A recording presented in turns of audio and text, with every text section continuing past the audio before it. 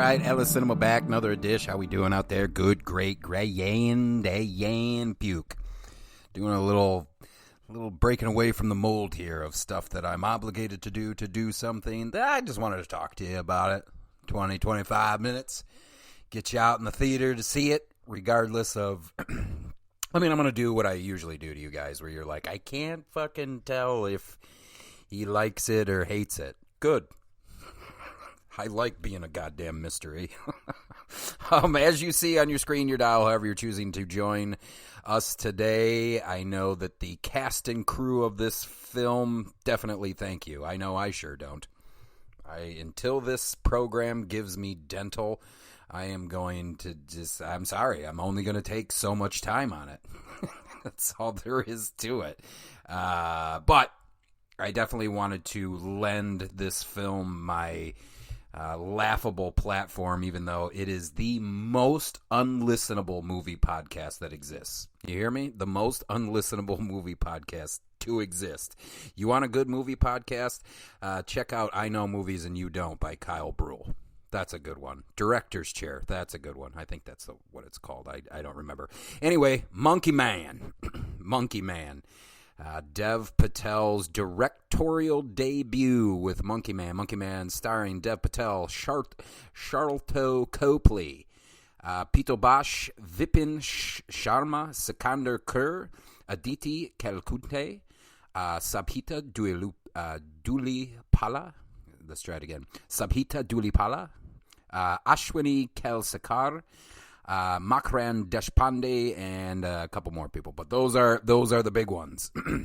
Those are the big ones. So if you haven't seen a trailer for Monkey Man yet, we almost didn't see it. Netflix dropped it. It was plagued by issues coming to screen, but for the most part, fucking glad that it did. Fuck Netflix if they wanted to drop something like this, and you have Jordan Peele come in and save it. That should be all you need to know. If Jordan Peele's the one coming in to save us, don't you feel pretty save the film? I would feel pretty fucking stupid if I was a Netflix exec that passed on this. So anyway, Oscar nominee Dev Patel achieves an astonishing tour de force feature directing debut with an action thriller about one man's quest for vengeance against the corrupt leaders who murdered his mother and continue to systemically victimize the poor and powerless. So, pretty basic setup here. I don't need much of a setup for an action film.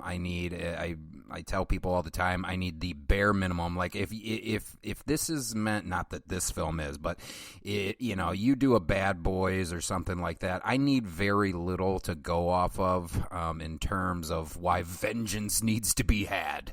Is everything going to be a good emotional hook like John Wick? No, not always, but you can still make it attracting enough for me to care why the main character is going through what the main character is going through. Just a side note for the John Wick thing. So as I was just pulling up the cast and crew, so I know who to credit. The second most popular Google search for Monkey Man was, is Monkey Man a part of John Wick? God damn, dude. Y'all are hilarious. Like, it just blows my mind. Why? Because it has a similar color scheme. It must be a part of the John Wick universe. Don't make me laugh. Don't make me laugh. Holy moly.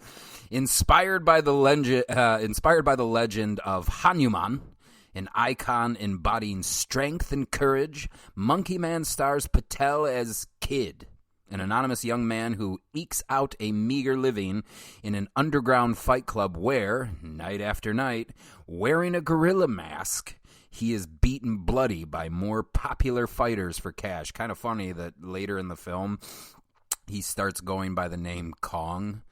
And guess what's playing in the theater right now alongside Monkey Man? Kong and Godzilla. Still haven't seen it yet. I mean, I guess I want to. It's not that I have anything against those movies. You know what? I should definitely see it in the theater, because watching something like at home, something like that at home is just going to take away from how big I assume that film is. But talk about cosmic timing, right? Dev Patel's character starts going by Kong in the Fight Club, and Kong and Godzilla are ruling the box office at the same time. Kind of crazy. But for a small film like this, I think it walked away opening weekend with 10.1 million for box office take. You want to know how much it cost to make? 10. So anything from here on out, Dev Patel's just stacking that cash. After years of suppressed rage, Kid discovers a way to infiltrate the enclave of the city's sinister elite. As his childhood trauma boils over, his mysteriously scarred hands unleash an explosive campaign of retribution to settle the score with the men who took everything from him. Packed with thrilling and spectacular fight and chase scenes, pump the brakes on that a little bit. Monkey Man is directed by Dev Patel from his original story and screenplay with Paul Angunuela. Shit. And John Coley, Master and Commander, Far Side of the World. That's interesting. Talk about cosmic timing again. I believe I got a boat movie coming out as an episode 2. Han-san, Rising Dragon, out of Korea. Korea's most watched film ever. And I definitely talk about Master and Commander briefly on that particular episode. But anyway, interesting. The film's international cast includes Sharlto Copley, let's try it again. Subhita Dhulipala, Pito Bash, Vipin Sharma, and Vipin Sharma was awesome, by the way. Ashwini Kelsakar, Aditi Kelkunte, and Sikandar Kerr, also good, so hateable. And Makaran Deshpande. Monkey Man is produced by Dev Patel, Jomon Thomas, Oscar winner Jordan Peele, Ian Cooper, Basil Iwanek, from the John Wick franchise. Oh, there we go. So because the same producer of the John Wick, so it's a part of the John Wick universe. Jesus, you guys are killing me. You goddamn killing me, Smalls. Christine Habler and Anjay Nagpal were the producers of this. So listen, as far as directorial debuts go, it was good. It's got a lot that works in its favor. I mean, Jed Kurzel's score, I thought, did wonders for the piece, as well as some of the musical choices in it. I mean, when JID 151 Rum started playing in that, I was confused in terms of when we were using it. Like, I just kind of, I don't know. I would have used it somewhere else. But you know, this is something that was plagued by issue after issue coming to the light. There's just like little stuff like that, like nothing wrong with the piece itself. Just like me being armchair director, I'd have been like, oh man, I don't fucking use 151 for one of the fight sequences even. Anyway, Jed Kurzel's score was great. If you don't know who Jed Kurzel is, he did Slow West, The Babadook, Son of a Gun, The Snowtown Murders. Slow West is actually one of my favorite westerns of all time. So if you guys are into westerns but you haven't heard of Slow West with Michael Fassbender, give it a look. I promise you will not be disappointed. Oh, look at Jed also did The Pope's Exorcist, which I actually admit, I don't believe in guilty pleasures, but if I did, I would assume that this would fall under it, because I really liked The Pope's Exorcist, and the fact that Russell Crowe's trying to get 2 more made in the Pope's Exorcist universe. I love that. So music by Jed Kurzel, fantastic. The cinematography, I feel a lot of people were noticing that the most in terms of it standing out. And Sharon Mir, I don't know. This dude did Whiplash, Coach Carter, Last House on the Left, the 2009 one. Silent Night. Boo. Silent Night was rough. Mad respect to all the people that put Silent Night together, but at the end of Silent Night, I was just like, holy moly, do better. Demand more from your action film.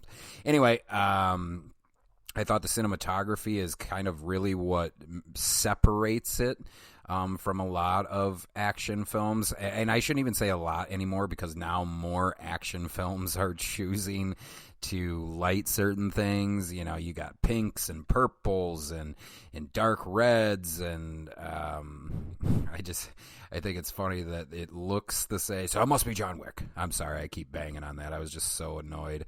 But if you got Dev Patel, like I said, directorial debut, actually killing it. And Dev Patel, in my eyes, I see him in very few things that stink. Couldn't even name one off the top of my head.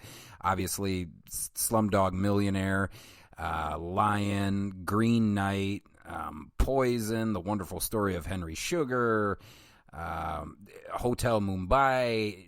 Like, for the most part, kills it. He was also in The Newsroom, which the first season was good, right, gang? The rest of them stunk. I should say that the rest of them didn't stink. It just didn't really live up to that first season. But anyway, I love pretty much anything Dev Patel does. He's got that face, likable, and I like him even more after who he cited his inspirations for Monkey Man. Even though I almost feel like his inspirations were so blatant, it might have actually taken away from the film for me. So, for example, let me take a look here, because I want to make sure that I have all the people that he mentioned. So, yeah, he cites Bruce Lee, shocker, for inspiration. I know I say that negatively. It's just because if you've listened to the show before, I love Bruce Lee. I do. I think I'm done talking about him. You know what I'm saying? Like, Bruce Lee had 4, 5 films. Nothing, you're talking about Jackie, who's got 50. Sammo's got, 70. Like, it's just, philosophically, Bruce was the man, but we need to move on. We just need to move on. It's like, if you are a action film aficionado or a kung fu film aficionado specifically, and you always cite Bruce Lee, I'm probably not going to listen to a lot of your conversation. And here, listen to my reason for it. I believe that you shouldn't trust people that listen to the same music that they did in high school. Listen, so that just means, like, I don't feel like they're evolving their tastes or thought process, blah, blah, blah, blah, blah. And the same goes for Bruce Lee. If you bring up Bruce Lee every single fucking time there's an action film conversation, you snore, dude. Like, there's so much that I've seen Sammo do that I like more. There's so much that I've seen Jackie do, Jet Li do, Donnie Yen do, Iko Uwais do, Sonny dude, the list goes on and on and on. So it's just, I love Bruce. It's time to move past it. Anyway, he cites Bruce Lee, Sammo Hung, The Raid, Korean action, that's a pretty blanket statement there, Bollywood, and much more. As far as his inspirations for Monkey Man. I did want to read a little bit of this article, which I couldn't be more in line with kind of how I felt about the film, and I'll kind of pick it apart as I go if I find some stuff that I find completely outlandish, but for the most part, this was spot on. So first and foremost, Brian Tallarico, who wrote this for RogerEbert.com, gave it 3 stars. Guess what my Letterboxd score was? 3 stars. So Dev Patel pours his entire self into Monkey Man. Some comes over the sides and in the mix might not always be right, but there's an undeniable passion here that comes through in a genre that too often feels like it came off an assembly line. So I agree with that. Specifically if we're talking American action films.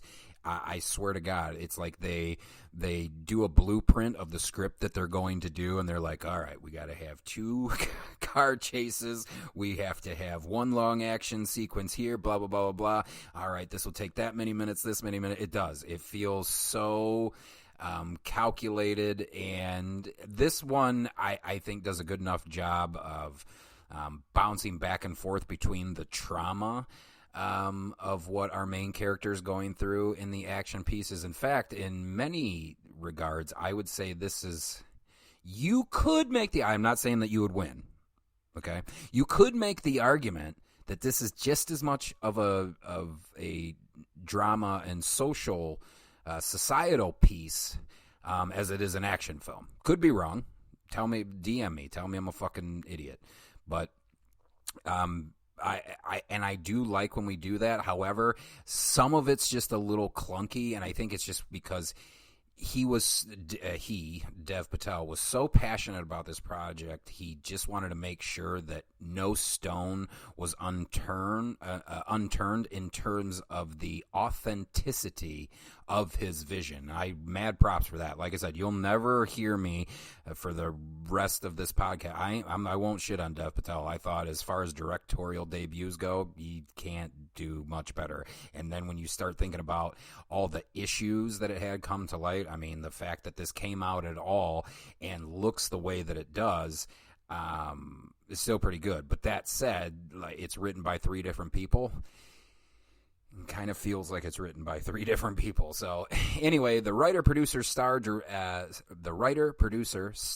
director, and guy who broke a few bones filming this one name-checked Bruce Lee, Sammo Hung, The Raid, Korean action, Bollywood, and much more into his intro. And Monkey Man often has that overstuffed quality of a filmmaker who finally got his chance to see his vision. Damn. All right. So that was right on par with what I was just saying. Finally got his chance to see visions on screen and worried he may never get to do so again. That's what it feels like. Like, hey, if I'm never going to get this opportunity again, nobody's ever going to give me another fucking cent to do a movie again. We're going all out, baby, and I respect that. Mad props to Dev Patel. With an insanely troubled production that started pre-COVID, Patel credited producer Jordan Peele with saving the film. There's something miraculous about the existence of Monkey Man, and that unabashed passion can be contagious. When Monkey Man is humming, it earns those references in Patel's intro. When it falters, those missteps can be forgiven as byproduct of the filmmaker's unbridled desire to stand out from other action movie primates. I don't like that line. What's your name there, guy? Brian? I don't like that line. The only reason why I don't like that line is that comes from someone who doesn't watch enough action films. I would argue, like, American, like I said earlier in the show, American action films, sure, I'll listen to that. But if we're talking international and American, my good sir, there's a lot to love out there. So, Brian, start taking a trip down the Korean action films, Chinese action films, Japanese action films. Shit, I'll give you 2 right now, Brian. Baby Assassins 1 and 2 and 1% Warrior. That'll fucking make your head spin. Anyway, inspired by the legend of Hanuman, Monkey Man stars Patel as an unnamed fighter named Kid. In the credits, in the ring, he wears a gorilla mask and fights for money from a sleazy promoter played by Charlton Copley from District 9. Wasn't he in Chappie? Was he in Chappie too? He's been in a lot of stuff. I love him. He's just got that likable face. He is beaten most nights of the week, getting extra cash if he bleeds. With his deeply scarred hands and silent countenance, the Kid may not look like the strongest guy in the room, but Patel uses those incredibly expressive eyes early to convey drive. This young man has a goal, and nothing will stop him. Through an act of thievery, the Kid gets a job working at an exclusive club that attracts the most important power players in the city, including political leaders and chief of police, played by Sikandar Kher, who destroyed his life so good. He's just got a face that you just want to punch, just want to take out those teeth one by one. Faces in the supporting cast start to recur, like a beautiful club worker, Sabhita Dulipala, and a reluctant ally of sorts who gets caught up in his plan, played by Pito Bash. Kind of funny, comic relief, but this is Patel's movie. His character in present or flashback is in nearly every scene as we chart his ascendance from ordinary guy to killing machine. On that last note, those coming to Monkey Man looking for nonstop action may be a little surprised by its structure. It's basically a lengthy setup followed by a lengthy action sequence and then rinse and repeat. Other than the fight scenes and a lot of training, there are really only 2 action sequences in Monkey Man, but they're worth the buildup. Oh, Brian, watch more action films, bud. In fact, the stuff that... Why am I talking like that? The stuff that I hang on to more in this movie that actually I think makes it a stronger film is not the action sequence. In fact, I would go as far as to say if there were things that kind of took me out of the film, it would be said action pieces. But that's just because I'm damaged goods, babe. I'm damaged goods. And shit, in the last 3 weeks alone, I've probably watched 15 new action films. So, watch more shit, Brian. Anyway, because I definitely felt like said action pieces, there was stuff that I really liked, but between how we chose to shoot those fight sequences, we could have did better, just a little bit better.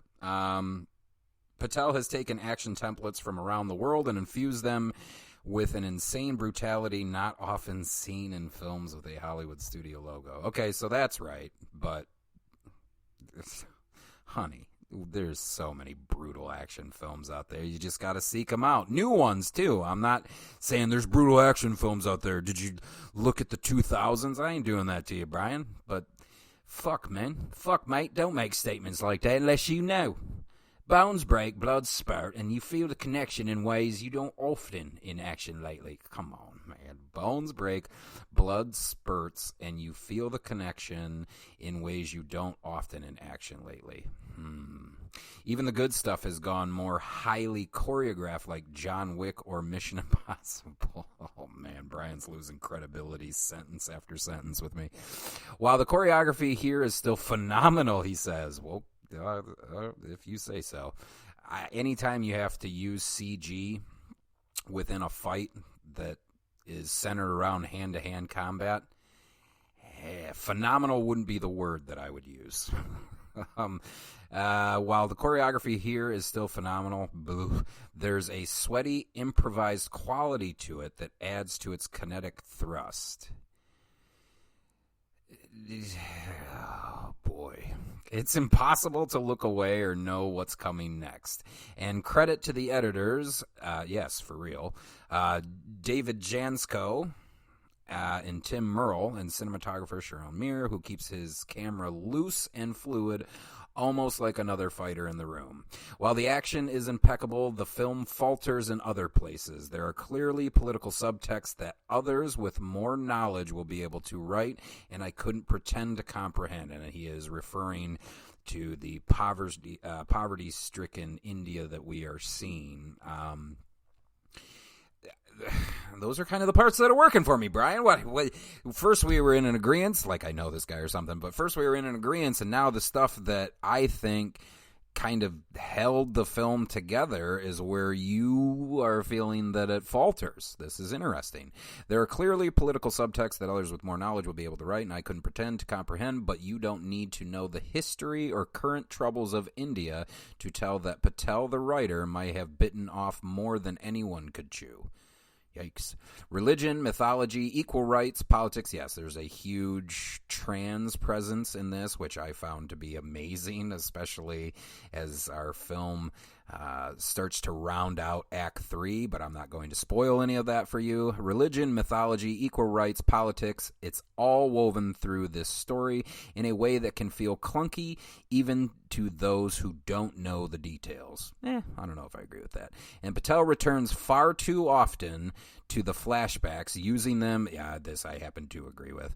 And Patel returns far too often to the flashbacks, using them as emotional ballast when he feels like the audience might be drifting between the action scenes.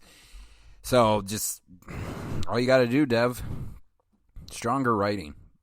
I don't care if it's two people talking at a fucking table for 15 minutes. Seriously, to go for broke on this, I don't mind if give me all the... I don't believe, or I don't agree with what Brian's saying. Like I would prefer to be as detailed as possible, and I understand, you know, we only got 2 hours to wrap this up in, but without those sequences, without the religion, the mythology, the equal rights, the politics, this movie doesn't work for me because it doesn't. I don't think it stands well enough alone as an action piece, and that's just personal opinion. But you're also talking to someone who watches far more action films than he should, so I'm not going to deny that.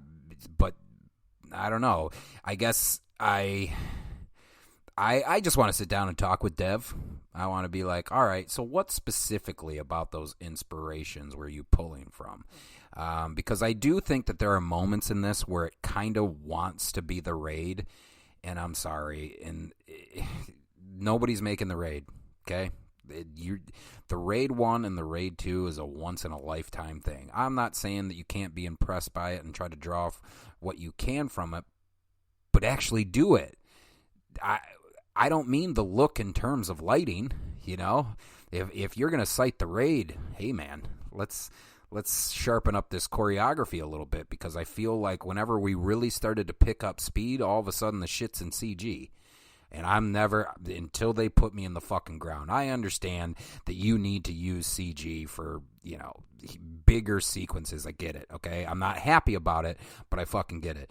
There is nothing you are going to be able to tell me that is a good enough excuse as to why, what are the two most recently I watched? So Monkey Man and Roadhouse needed CG hand-to-hand fight sequences. Nothing you're going to be able to tell me. If you can't get two people that at least know how to sell it for 5 to 7 shots, and what I mean by shots is kicks, punches, or whatever, if they can't remember 5 to 7 hit combos before you cut and move on to the fucking... maybe you shouldn't do it. Okay? Okay, what? Dennis Miller? Nobody even knows. Anyway, it's all over and Patel returns far too often in the film, but yes, he returns to the flashbacks often. It's funny because it almost feels like Patel, the director, doesn't trust Patel, the actor, enough. See, I think I would actually flip that a little bit. I don't know. That's a very interesting statement. It's almost like Patel, the director, doesn't trust Patel, the actor, enough. Interesting. Putting so many flashbacks in to justify his mission. We can see the fearless drive in Patel's body language and learn so much just from his eyes, which convey both the pain of memory and a commitment to vengeance at the same time. While Patel's editing team nails the fight sequences, there are parts of the non-action segments that feel unnecessarily hurried, too. I don't know if I go that far. Again, trying to compensate in a way that keeps the audience awake when people aren't getting mutilated. Patel doesn't need to do that, says Brian. He's clearly a talent in front of and behind the camera. I have a feeling Monkey Man is going to be huge, and when he knows that he's going to be able to make a second, third, fourth, and beyond movies, he'll hone that overstuffed storytelling and visual language in a way that could be legendary. Oh, saving face there, Brian. Backpedaling there a little bit, huh, there, bud? Because you don't want Dev to blow up and then remember you wrote about his directorial debut and basically said, you did too much.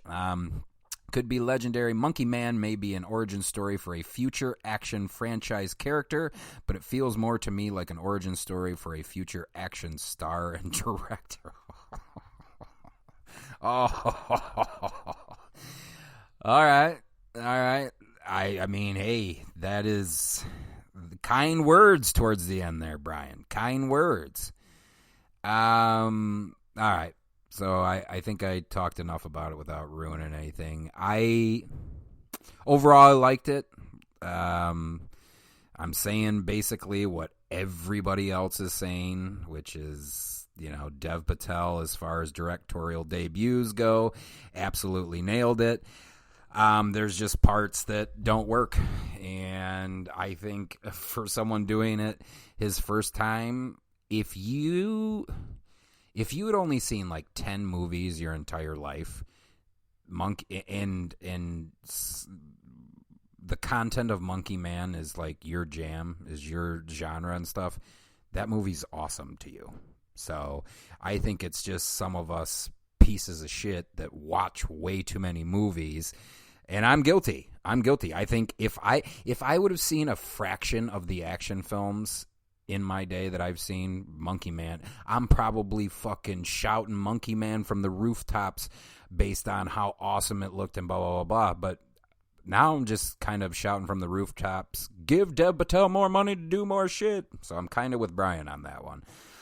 Anyway, yeah, a little impromptu for y'all. A little impromptu. Ellis Cinema. A Monkey Man. Monkey Man. Starring Dev Patel, Charlton Copley, Pito Bash, Vipin Sharma, Sikandar Kaur, Aditi Kelkunte, Sabhita Duripala, I did it, Ashwini Kalsakar, and many more. Ella Cinema, how we go?